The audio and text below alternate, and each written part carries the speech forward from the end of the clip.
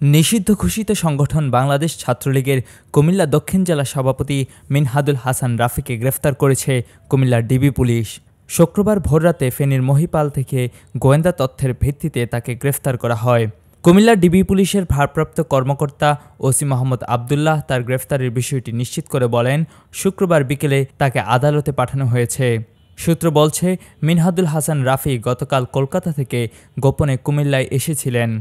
এ খবর পেয়ে Comilla DB police স্থানীয় পুলিশের সহায়তায় তাকে গ্রেফতার করে।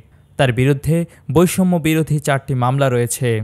এর আগে ছাত্রলীগ নিষিদ্ধ হবার পর ঢাকা-চট্টগ্রাম মহাসড়কের বিভিন্ন এলাকায় অতর্কিত মিছিল বের করে অস্থিরতা সৃষ্টির অভিযোগ রয়েছে তার বিরুদ্ধে।